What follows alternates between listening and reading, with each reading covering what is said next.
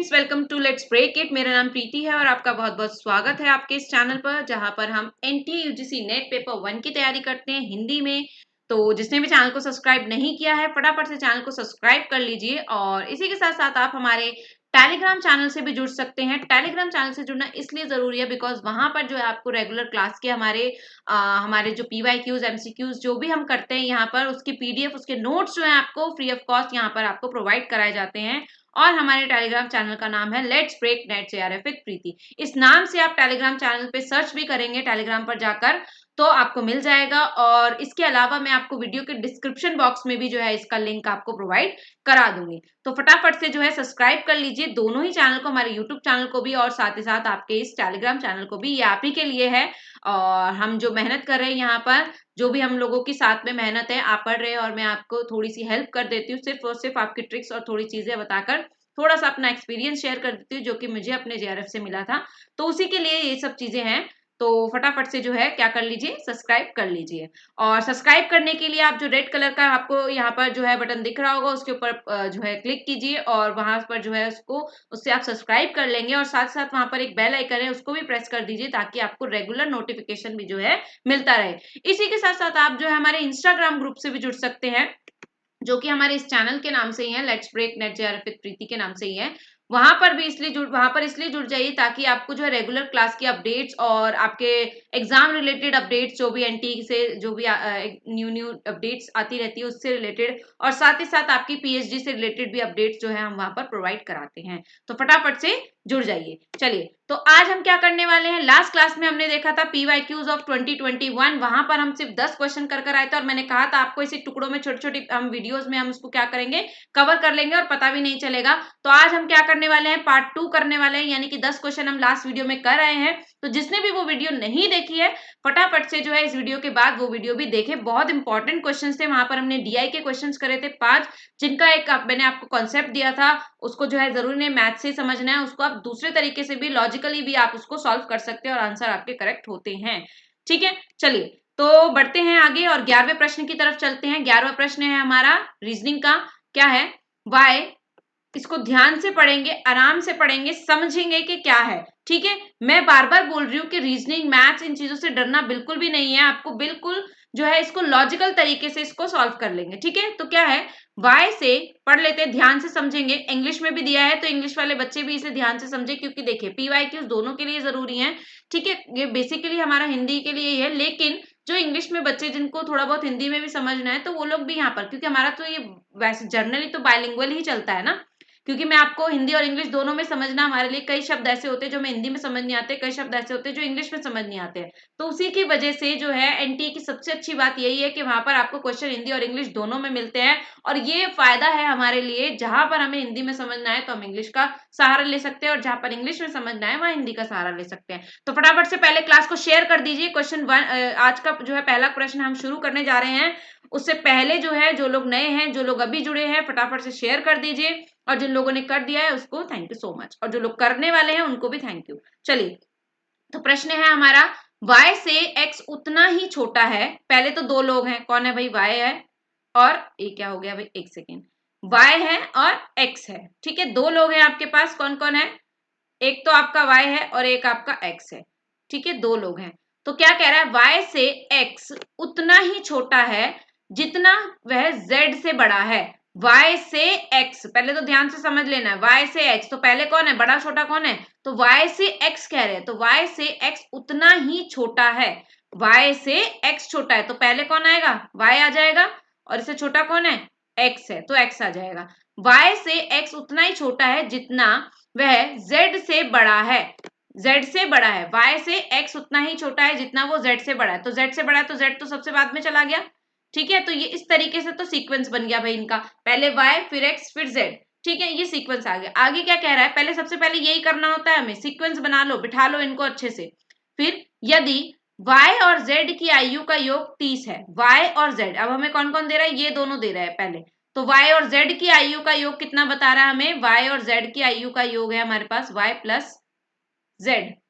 ठीक है, y और z की आयु का जो योग है हमारे को दे रहा है 36।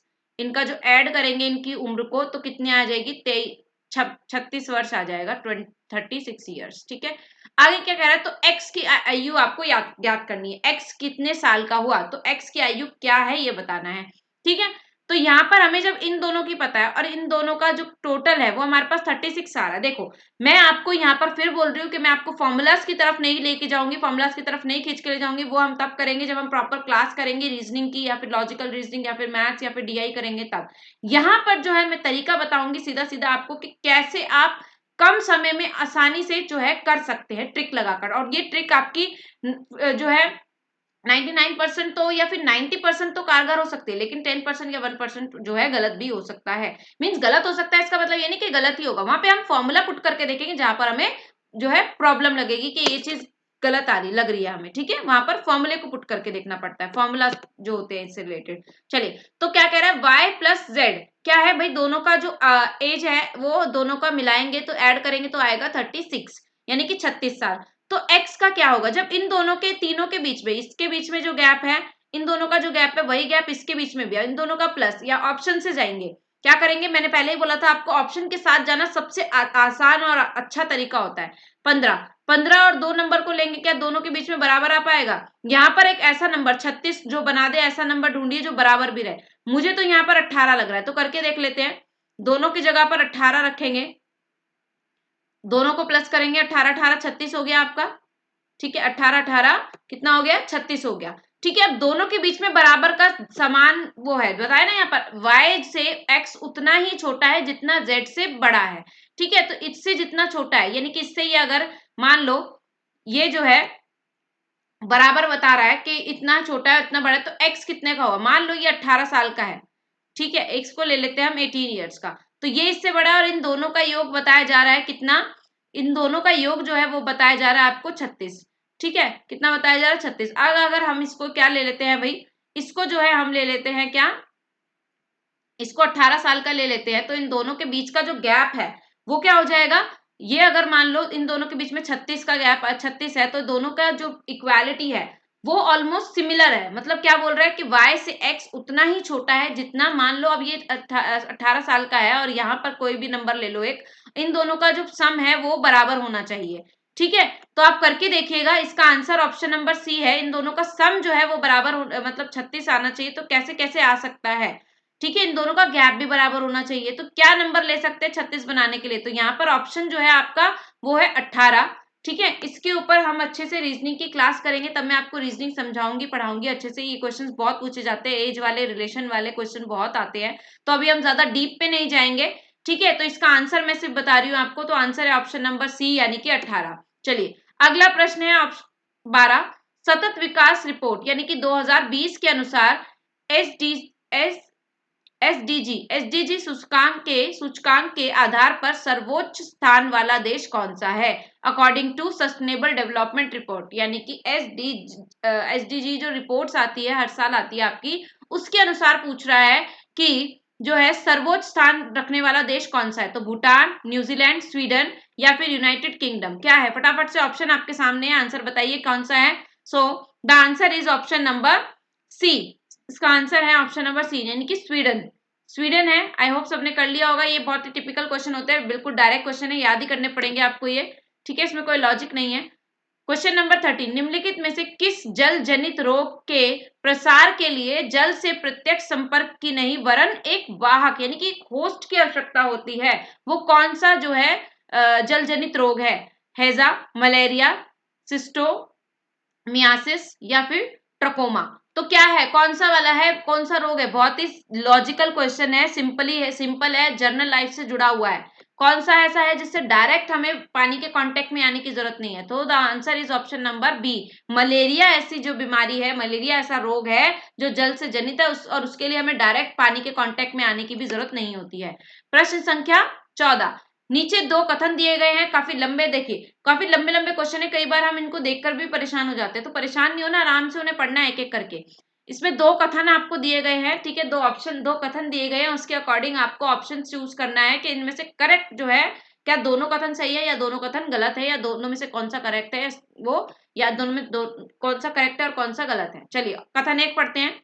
विश्वसनीयता यानी कि रिलायबिलिटी का संकेत इस ओर है कि क्या कोई परीक्षण उस चीज का मापन करता है जो वह कहता है कि वह मापता है। मतलब कि reliability refers to whether a test measure what it says it measure, जो वो मेजर करता है वही कह रहा है, वह मतलब जो क्या कह रहा है, उस चीज का मापन करता है जो वह कहता है कि मापता है। पहला ऑप्शन में है। दूसरे में क्या कह रहा है, वैलिडिटी से रिलेटेड है, यानी वैधता। वैधता का संकेत इस ओर है कि क्या कोई परीक्षण सुसंगत रूप में वही या समरूप स्कोर देता है, यानी कि validity refers to whether a test consistently yields the same और सिमिलर स्कोर हर बार, मतलब जब भी उसको करेंगे तब हर बार उसका वही रिजल्ट आएगा या नहीं आएगा। तो बताइए दोनों क्या ऑप्शंस आपके सामने हैं। ऑप्शन ए है दोनों सही हैं, ऑप्शन बी है दोनों गलत हैं, ऑप्शन सी है कथन एक सही है किंतु कथन दो गलत है, ऑप्शन डी है एक कथन गलत है दूसरा सही है। तो क्या आंसर होना चाहिए, ध्यान से समझिए।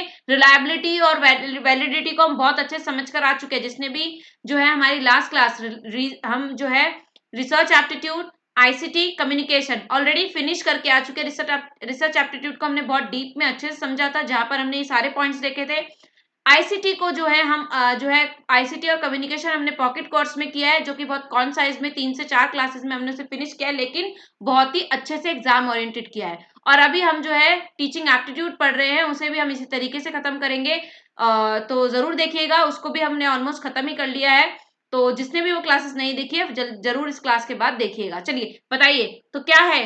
देखिए पहली चीज कि जो मापता है वही बताता है, ऐसा जो है क्या है, दोनों में बताइए क्या होना चाहिए आपका आंसर। तो दोनों ही ऑप्शन जो है गलत है, ठीक है, दोनों ही ऑप्शंस गलत हैं। क्या विश्वसनीयता का संकेत इस ओर है कि क्या कोई परीक्षण उस चीज का मापन करता है जो वह कहता है कि मापता है, नहीं, जो हमें चाहिए उस तरीके से। रिलायबल जो है वो रिलायबिलिटी अलग चीज है, मैं यहाँ पर समझाऊंगी नहीं, आप लास्ट क्लास में देखिएगा, हमारे रिसर्च एप्टीट्यूड की प्लेलिस्ट में देखिएगा, वो मैं आपको यहाँ डिस्क्रिप्शन बॉक्स में दे दूंगी। ऊपर आई बटन पर भी आपको जो है उसका जो है लिंक मिल जाएगा, तो वहां से डायरेक्ट जाकर भी आप देख सकते हैं वैधता, और इसको समझ लीजिएगा। तो ऑप्शन बी जो है एकदम करेक्ट है, दोनों ही ऑप्शन गलत है, दोनों ही जो है इसकी सही स्टेटमेंट को जो है नहीं दर्शा रहे। रिलायबिलिटी का मतलब जब हम रिलाय कर पाए, विश्वास कर पाए उसके ऊपर। वैधता का मतलब होता है वैलिडिटी, जो उसकी वैलिडिटी जो है क्या होनी चाहिए। जब जैसे मान लीजिए एक मशीन खराब है और मशीन के ऊपर हम चेक कर रहे हैं, बार बार वेट कर रहे हैं, यही एग्जांपल मैंने दिया था आपको लास्ट क्लास में भी कि वेट कर रहे, मतलब उसके ऊपर वजन कर रहे हैं अपना, और हर बार वो 65 ही दिखा रहा है, लेकिन वो मशीन ही खराब है, तो क्या उस पर हम विश्वास कर पाएंगे, तो क्या वो वैलिड होगा, नहीं, वो वैलिड नहीं होगा। तो एक बार से चेक कीजिएगा, यहाँ पर दोनों ऑप्शन गलत हैं। चलिए आंसर क्वेश्चन नंबर 15, जब एक हेतु दो विपरीत दृष्टिकोणों के बीच मानसिक दोलन की स्थिति उत्पन्न करने से आगे नहीं जाता, तो यह निम्नलिखित कौन सा हेत्वाभास है। ये क्या है भाई, ये आपकी फैलेसी का क्वेश्चन है, ठीक है, फैलेसी रिलेटेड क्वेश्चन जरूर आता है, 101% क्वेश्चन यहाँ से आता है, एक दो क्वेश्चन फैलेसी हम जरूर करेंगे। जो है हमारे लॉजिकल रीजनिंग का एक पार्ट समझ लीजिए इंडियन इंडियन लॉजिक का, ठीक है, उसको हम करेंगे आगे। When a middle term does not go further than producing a state of mental oscillation between two opposite views, the case of is कौन सा होगा, fallacy of असिद्धा, fallacy of प्रकर्षम, या फिर fallacy of सव्यभिचार, या फिर fallacy of आपका विरुद्ध, क्या होना चाहिए। ये पढ़ने से ही आएगा आपको, जब एक बार इसको समझ लेंगे तो बहुत इजी हो जाएगा। अभी जिसने पढ़ा होगा वही आंसर कर सकता है, तो जिसने पढ़ा है फटाफट से आंसर कर दीजिए, जिसने नहीं भी पढ़ा है लॉजिक लगाइए, दिमाग लगा के कुछ तो बताइए कि क्या होना चाहिए। जब एक हेतु दो विपरीत दृष्टिकोणों के बीच मानसिक दोलन की स्थिति उत्पन्न करता है, दो अलग अलग दृष्टिकोण है और उनके बीच में एक फाइट जैसा कुछ चल रहा है, मेंटली हम उस पर बहुत ज्यादा अपोजिट व्यूज है और उस पर चल रहा है, तो कौन सा हेत्वाभास होगा। तो आंसर है option number B, fallacy of प्रकरण सम, ठीक है, कौन सा होगा, option number B, fallacy of प्रकरण सम, यानी कि प्रकरण सम का तर्क दोष होगा ये। प्रश्न संख्या 16, सूर्य गतिशील है, किसी अन्य गतिशील वस्तु की भांति इसकी अवस्थिति परिवर्तित होती है। देखिए जाहिर सी बात है, सूर्य क्या है, गतिशील है, ठीक है, वैसे आगे बोल रहा है, उसका कंपेयर कर रहा है एक तरीके से कि किसी अन्य गतिशील वस्तु, कोई और गतिशील वस्तु जैसे कि बॉल या कुछ भी लगा लीजिए, उस गतिशील वस्तु की भांति इसकी अवस्थिति भी क्या होती है, परिवर्तित होती है। अनुमान का एक कौन सा उदाहरण है, कौन सा है, पक्षपात है, पूर्वत है, या फिर क्या है, सामान्य तो दृष्टा है या फिर शेषवत है? क्या होना चाहिए? देखिए सामान्य चीज कॉमन चीज हो रही है ना यहाँ पर, सामान्य तो दृष्टा, तो आंसर है इसका ऑप्शन नंबर सी, पहले बता देती हूँ। तो इसका सामान्य तो दृष्टा होना चाहिए। ये भी आपका जो है इंडियन लॉजिक में आता है, इंडियन लॉजिक में आता है, इसको भी हमें समझना पड़ेगा, पढ़ना पड़ेगा, तब आप ये ऑप्शन जो है जिसने पढ़ा होगा उसको क्लियर होगा। लेकिन अगर जिसको नहीं पढ़ा है तो कोई बात नहीं, डोंट वरी, हम जल्दी लॉजिकल रीजनिंग के कुछ ऐसे इंपॉर्टेंट टॉपिक्स को यहाँ पर सॉल्व करेंगे। ठीक है, तो चलिए आगे बढ़ते हैं प्रश्न संख्या 17 पर। इसका आंसर है ऑप्शन नंबर सी। प्रश्न संख्या 17, केंद्रीय विश्वविद्यालय यानी कि सेंट्रल यूनिवर्सिटी के बारे में यहाँ पर कुछ ऑप्शंस दिए हुए हैं, कुछ स्टेटमेंट्स दी हुई है, उनको आपको बताना है कि कौन सी स्टेटमेंट्स करेक्ट है और कौन सी नहीं है। ऑप्शन में चूज करना है आपको। पहली है यूजीसी द्वारा स्थापित किए जाते हैं, यानी कि सेंट्रल जो यूनिवर्सिटीज है वो किसके द्वारा स्थापित किए जाते हैं? यूजीसी के द्वारा स्थापित किए जाते हैं, संसद एक अधिनियम द्वारा स्थापित किए जाते हैं, या फिर भारत सरकार के शिक्षा विभाग द्वारा स्थापित किए जाते हैं, या फिर ऑप्शन नंबर डी केंद्र सरकार द्वारा वित्त पोषित होते हैं, और ऑप्शन ई है यहाँ पर हमारे पास नीति आयोग द्वारा वित्त पोषित होते हैं। तो आपको नीचे दिए गए विकल्प जो हमारे पास है उसमें से ऑप्शन चूज करना है। क्या होगा? ऑप्शन नंबर ए, बी, सी या फिर डी। पहले ध्यान से समझ लीजिए, अगर आप जानते होंगे सेंट्रल यूनिवर्सिटी के बारे में पढ़ा होगा, डायरेक्ट क्वेश्चन है आपका एचई का, यानी कि आपका हायर एजुकेशन का क्वेश्चन है, तो आप ये आसानी से कर पाएंगे। तो क्या होना चाहिए? ऑप्शन नंबर बी, यानी कि बी और डी जो ऑप्शन है वो एकदम करेक्ट है। बी और डी, यानी कि किसके द्वारा? संसद के एक अधिनियम द्वारा स्थापित की जाती है, और दूसरा केंद्रीय सरकार द्वारा वित्त पोषित की जाती है, यानी कि जो फंड आता है, जो पैसे आते हैं इसको चलाने के लिए, जो फंड आता है वो कहां से आता है? केंद्र सरकार द्वारा आता है, केंद्रीय यानी कि सेंट्रल गवर्नमेंट के द्वारा आता है। तो दोनों ही पॉइंट्स आपको अब याद रखने हैं। अगला प्रश्न है प्रश्न संख्या 18। नीचे दो कथन दिए गए हैं। पहला कथन क्या कहता है आपका? तो पहला कथन कहता है यदि हम कतिपय सामाजिक समूह के विश्व दृष्टिकोण में रुचि रखते हैं, एक ऐसी गुणात्मक शोध रणनीति अधिमान्य हो सकती है जो सहभागियों की अपनी सामाजिक दुनिया की व्याख्या के प्रति संवेदी हो। कथन दो क्या कहता है?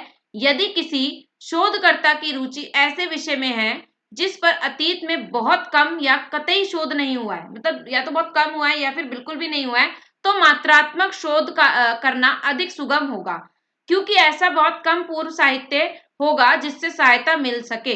दोनों कथनों को अच्छे से पढ़ लीजिए। ऑप्शन यहाँ पर आपके सामने है।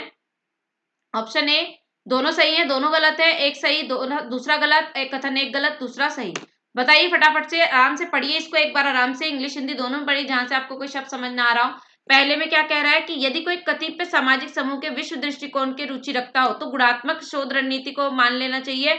और दूसरा कह रहा है कि किसी शोध, मान लीजिए कोई ऐसा शोध विषय ले लिया जिसपे पहले कोई काम ही ना हुआ हो, तो उसके लिए जो है जो है हमें मात्रात्मक ले लेना चाहिए। तो कौन सा करेक्ट है और कौन सा जो है गलत, करेक्ट नहीं है, जल्दी से बताइए फटाफट से। तो इसका आंसर है ऑप्शन नंबर जो है सी। क्या है? ऑप्शन नंबर सी, यानी कि कथन एक तो सही है लेकिन कथन दो गलत है। उसके लिए जरूरी नहीं कि हम क्या करें, इसके लिए जरूरी नहीं कि हम जो है मात्रात्मक शोध का ही जो है चयन करें। ठीक है, तो पहला वाला करेक्ट है, जो सहभागी की अपनी सामाजिक दुनिया की व्याख्या के प्रति संवेदी हो, यानी अधिमान्य हो सकता है, ले सकते हैं, लेकिन यहाँ पर ये कह रहा है कि वही लेना सुगम होगा या कुछ इस तरीके से। तो दोनों में से क्या होगा? कथन एक तो सही है लेकिन कथन दो जो है हमारा सही नहीं है। तो ऑप्शन नंबर सी। अगला प्रश्न है हमारा प्रश्न संख्या 19। नीचे दो कथन दिए गए हैं हमें। यदि सेंसर आंकड़े स्वीकार्य रेंज से बाहर चले जाएं तो माइक्रो प्रोसेसर कंप्यूटर कार्रवाई करेगा। पहला ऑप्शन क्या कह रहा है कि अगर सेंसर के आंकड़े जो है स्वीकार्य रेंज से बाहर चले जाए तो माइक्रो प्रोसेसर काम करेगा। दूसरा ऑप्शन क्या कह रहा है? दूसरा कथन, जब कुछ घटित होता है सिर्फ तब ही नियंत्रण अनुप्रयोग में सेंसर माइक्रो प्रोसेसर जो है आंकड़े भेजता है। जब कुछ होता है, कोई घटना घटती है, तो क्या ऑप्शन करेक्ट होंगे? इसका दोनों सही है, दोनों गलत है, या दोनों में से एक सही है एक गलत है? चलिए फटाफट से एक बार फिर से पढ़ लीजिए और बताइए कि क्या इसका करेक्ट आंसर होना चाहिए। तो यहाँ पर जो है आपका ऑप्शन नंबर डी एकदम सही है, जहां पर क्या कह रहा है कि यदि सेंसर आंकड़े स्वीकार्य रेंज से बाहर चले जाते हैं तब जो है माइक्रो प्रोसेसर या कंप्यूटर जो है कार्यवाही करता है। If the sensor data is outside the expectable range then the micro processor और कंप्यूटर विल टेक एक्शन। ठीक है, तो option number D is correct, यानी कि कथन एक सही कथन दो गलत। प्रश्न संख्या 20। निम्नलिखित कथनों पर विचार कीजिए। पहला ऑप्शन है आपके पास WLAN, यानी कि WLAN is a wide area network, यानी कि आप किससे? आईसीटी का क्वेश्चन है। ऑप्शन नंबर बी है आपके पास, ऑप्शन नंबर बी है केंद्र हब आने वाले डेटा पैकेट को नेटवर्क पर सही डिवाइस को भेजता है। इसमें से आपको सही कथन, निम्नलिखित में कथनों पर विचार करके आपको ऑप्शन दिए गए कि कौन सा करेक्ट है वो बताने हैं आपको, ठीक है। आईपी पता विनिर्माण चरण में ही डिवाइस के लिए निर्धारित कर लिया जाता है, यानी कि स्टार्टिंग में जब उसका मैन्युफैक्चर हो रहा होता है तभी आईपी एड्रेस दे दिया जाता है उसको। किसी डिवाइस को नेटवर्क से जोड़ने की अनुमति के लिए नेटवर्क इंटरफेस कार्ड की आवश्यकता होती है। So option number A B C अच्छे से पढ़ लीजिए क्या है, और ये हम बहुत अच्छे से कर आए हैं, ठीक है। यहाँ पर देखिए सामने ही ऑप्शन एक तो गलत हो रहा है आपका, ऑप्शन ए वैन। वैन हमने पढ़ा है WLAN, कहाँ पढ़ा है, कहीं नहीं पढ़ा। डब्ल्यू लैन तो कुछ नहीं था, लैन अलग था, वैन अलग था, इन्होंने यहाँ पे जोड़ दिया तो वैन होना चाहिए था, ऑप्शन ए तो यहीं पर अट गया। अब क्या कर लीजिए, यहाँ पर ऑड वन आउट कर लीजिए, यानी कि ये तो करेक्ट हो ही नहीं सकता, ऑप्शन ए है। चलिए अगला देखेंगे, केंद्र हब के बारे में बात कर रहा है। केंद्र हब आने वाले डेटा पैकेट को नेटवर्क पर सही डिवाइस को भेजता है। पहले इसका ऑप्शन नंबर देख लेते हैं, ऑप्शन नंबर डी जो है हमारा करेक्ट है, यानी कि डी और ई जो है करेक्ट है, बाकी दोनों गलत है। एक सेकेंड, ऑप्शन नंबर डीई, यहाँ पर कुछ गड़बड़ है। यहाँ पर ऑप्शन ई तो है ही नहीं, या फिर है, ये ऑप्शन ई है, यहाँ से सॉरी, यहाँ से ऑप्शन ई आपका शुरू हो रहा है, ठीक है, ऑप्शन नंबर ई। तो पढ़ लेते हैं ऑप्शन नंबर ई को भी। इंटरनेट पर प्राप्त डेटा पैकेटों को राउटर जांच करते हैं, जो है राउटर जो है जांच करते हैं। तो ए बी और सी जो है यहाँ पर मैन्युफैक्चर के टाइम पर भी ऐसा नहीं होता है, बाद में जो है आईपी एड्रेस दिया जाता है जब उसे सेलेक्ट कर लिया जाता है, या फिर कहीं पर जैसे कि आप मान लीजिए कोई वाईफाई लगवाते हैं तो आईपी एड्रेस आपको वाईफाई लगाने के बाद होता है, वो उसके पहले राउटर का या उसका कोई भी तरीके का आईपी एड्रेस नहीं होता, तो मैन्युफैक्चर के टाइम नहीं होता। तो डी, यहाँ पर डी जहां जहां वो कट कर देंगे, यहाँ पर भी डी आ रहा है, गलत है। और बी ऑप्शन भी हमारा करेक्ट नहीं है, तो बी यहाँ पर आ रहा है तो गलत है। तो यानी कि सॉरी, सी ऑप्शन हमारा गलत है, तो यहाँ पर सी आ रहा था हमारा, तो सी भी हमने कट कर दिया, और बी ऑप्शन भी गलत है। तो ऑप्शन नंबर डी और ई बचा, तो वही हमारा करेक्ट आंसर है। किसी डिवाइस को नेटवर्क से जोड़ने की अनुमति के लिए नेटवर्क इंटरफेस कार्ड की आवश्यकता होती है, बिल्कुल सही। इंटरनेट पर जो है प्राप्त डेटा पैकेटों में राउटर की जांच करते हैं, ये भी एकदम सही आंसर है। तो ऑप्शन नंबर डी हमारा यहाँ पर करेक्ट है। तो आप ऑड वन आउट के साथ भी जा सकते हैं और अपने आंसर को करेक्ट कर सकते हैं। तो आज के लिए इतना ही। जैसा कि मैंने बोला था कि हम छोटे छोटे पैकेट्स में इसको एक तरीके से कर लेंगे, यानी कि ज्यादा लंबी वीडियो ना हो, आपको समझ में आए, छोटे छोटे कॉन्सेप्ट समझ में आए, बहुत ज्यादा हैक्टिक ना हो जाए, ठीक है चीजें, इसलिए हमने इसको ऐसे किया। अब फटाफट से जो लोग नए हैं चैनल से अभी जुड़े, अभी देख रहे हैं, पहली बार हमारी वीडियो देख रहे हो, फटाफट से क्या कर लीजिए, चैनल को सब्सक्राइब कर लीजिए, क्योंकि इसी तरीके के प्रैक्टिस सेशंस आपको यहाँ मिलते हैं। और साथ ही साथ हम जो है थ्योरी भी करते हैं, यहाँ पर प्रॉपर वे में कोर्सेज चलते हैं, रिसर्च, आईसीटी और कम्युनिकेशन हम कंप्लीट करके आ चुके हैं। तो जिसने भी नहीं देखी है वो जरूर देखिए, क्योंकि वहां पर हमने बहुत ही अच्छा एग्जाम ओरिएंटेड पढ़ा है, जो कि चीजें आपको समझ में आएंगी। और इसी तरीके से हम ये सेशंस भी कंप्लीट करते रहेंगे। यहाँ पर मैंने आपके लिए आंसर की रखी है, ठीक है, जितनी भी होगी। अब ये आपको जो है पीडीएफ कहाँ पर मिलेगी, ये पीडीएफ आपको मिलेगी हमारे टेलीग्राम चैनल पर, जो कि है किस नाम से, हमारा टेलीग्राम चैनल है आपका let's break NET JRF with Preeti के नाम से। आप सर्च करेंगे तो मिल जाएगा, और नहीं मिलता है तो आप डिस्क्रिप्शन बॉक्स से लिंक भी ले सकते हैं। तो वहां पर आपको ये क्वेश्चन आंसर सीरीज और आपको ये आंसर शीट वहां पर मिल जाएगी। तो चलिए वीडियो को एंड करते हैं। आई होप वीडियो अच्छी लगी होगी। वीडियो अच्छी लगी है तो लाइक जरूर कीजिए, आपका एक लाइक मुझे बहुत बूस्ट करता है, मोटिवेट करता है। और कमेंट करके जरूर बताइएगा कि आपके कितने क्वेश्चन जो है करेक्ट हुए। लास्ट वीडियो जिसने नहीं देखी है, 1 से 10 क्वेश्चन हम पहले वीडियो में कर आ चुके हैं। ये हमारा सेकंड पार्ट था, जहां पर हमने 11 से 20 क्वेश्चन किए हैं, यानी कि और 10 क्वेश्चन इसी तरीके से आपको जो है मिलते रहेंगे, और जल्दी से हम जो है इसे कंप्लीट करके इसी तरीके से PYQs जो है लास्ट 4-5 ईयर्स के PYQs को कंप्लीट कर लेंगे विद लॉट्स ऑफ कॉन्सेप्ट्स। तो चलिए वीडियो को लाइक कीजिए, शेयर कीजिए और चैनल को सब्सक्राइब कीजिए, अगर जिसने अब तक सब्सक्राइब नहीं किया है तो। चलिए, thank you so much and take care.